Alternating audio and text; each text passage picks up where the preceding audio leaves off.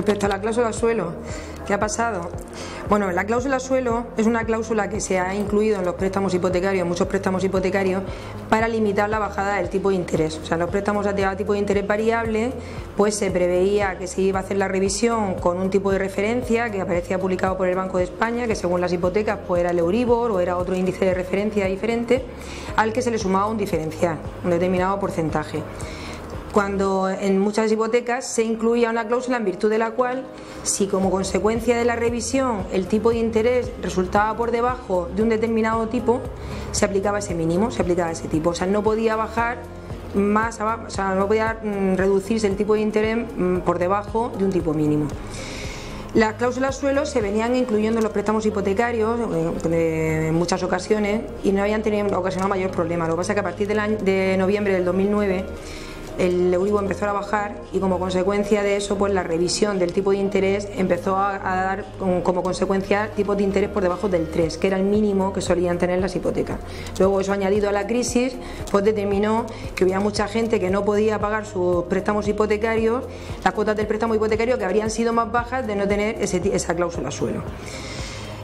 Como consecuencia de ello, bueno, pues empezaron a poner demandas contra los bancos intentando la anulación de esa cláusula suelo y el Tribunal Supremo en una sentencia de 9 de mayo del 2013 pues dictaminó que las cláusulas suelo eran abusivas y que por lo tanto debían considerarse nulas cuando eran opacas, o sea, cuando no cumplían determinados requisitos de transparencia. Se considera que una cláusula suelo es transparente siempre que cumpla una serie de condiciones que son fundamentalmente que sea una cláusula que esté destacada en el contrato, o sea que no esté inmersa entre otro tipo de clausulado que podría hacer que pasara desapercibida. Por otro lado, que se haya incluido una comparativa del coste del préstamo con otro tipo de préstamos, en los que no exista esa cláusula suelo.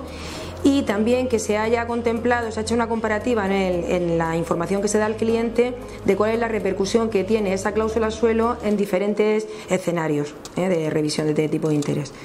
Entonces, cuando no se cumplen esas condiciones, se considera que la cláusula suelo no es lo suficientemente transparente y que por lo tanto es nula. Entonces, a partir del 9 de mayo del 2013, el Tribunal Supremo dictaminó que todos los bancos tenían que restituir los intereses que se hubieran cobrado de más como consecuencia de esas cláusulas suelo. El problema que ahora hay sobre la mesa es el tema de la retroactividad. O sea, hubo un juzgado de lo mercantil de Granada que elevó una cuestión al Tribunal de Justicia Europeo argumentando que si las cláusulas en suelo eran totalmente nulas, pues por lo tanto los bancos tenían que restituir todas las cantidades cobradas de más desde el momento de la constitución del préstamo, aunque hubiera sido con anterioridad a esa fecha de 9 de mayo del 2013, de la sentencia. Entonces esa cuestión está pendiente de resolución. Lo último que ha acontecido fue que el 24 de octubre la Comisión elevó un informe al Tribunal de Justicia Europeo argumentando que sí, que efectivamente debía estimarse la retroactividad de la nulidad, es decir, que todos los bancos tenían que restituir todo lo que hubieran cobrado de más como consecuencia de las cláusulas suelo desde el inicio del préstamo, con anterioridad al 9 de mayo del 2013. Pero ahora estamos pendientes de la sentencia. Se estima que va a recaer a final de año. Pasa que hay bastante expectación porque ahora en el mes de julio el equivalente al abogado del Estado tiene que elevar el informe acerca del tema y normalmente ese informe suele ser determinante de la resolución. Entonces está a la espera a ver qué va a dictaminar este órgano para ver cuál puede ser la resolución.